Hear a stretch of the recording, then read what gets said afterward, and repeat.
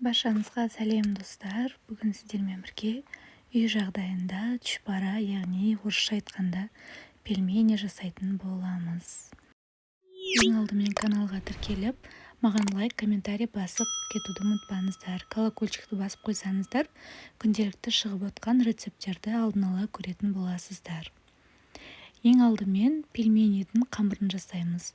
Жылы суымыздың үстіне тұз салып, және бір штук жұмыртқамызды салып, жақсылап араластырып аламыз. Одан кейін ұнымызды жақсылап салып отырып, біртіндеп қолымызға жабыспайтын жұмсақ қамыр илейтін боламыз.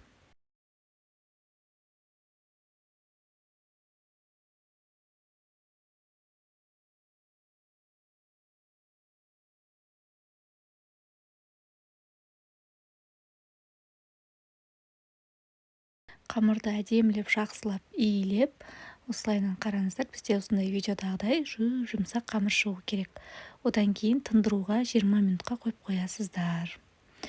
Оған дейін салмасын дайындаймыз. Менде тартылған ет және блендерден өткізілген жуа, немесе майдалап турап алсаңыздар да болады. Үстіне қалаған дәмдеуіштеріңізді салсаңыздар болады. Менде қара бұрыш пен тұз. Жақсылап қолымызбен барлығы біркелкі болғанша 1-2 минут жақсылап әдемілеп қолдарыңызбен мұжып, жуа мен фаршты бір-біріне біріктіріп алыңыздар.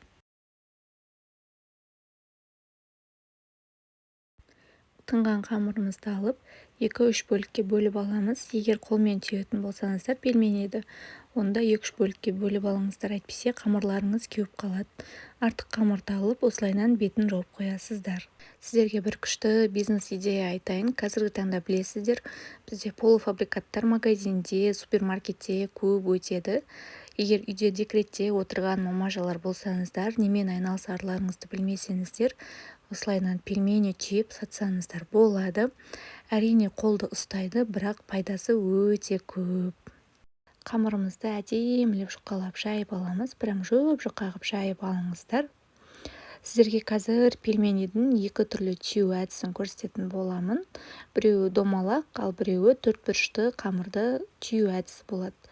Ал қазір бірінші тәсілімізді жасайтын боламыз.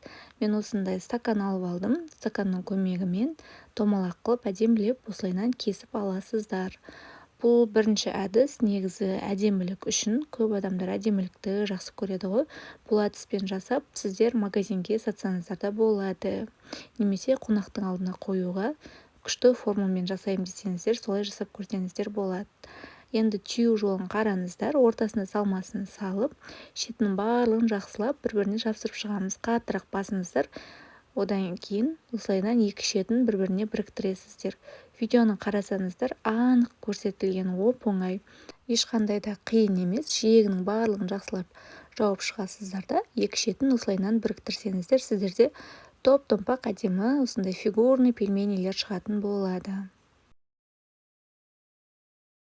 Бұл пельменилер жыртылып кетпейді. Өйткені өзім үйде жасап, осылайынан көп қып жасап, морозильникке қатырып қоямын. Керек кезде, қолым тимей жатқан кезде пельмениді алып, сорпа істеп жейміз.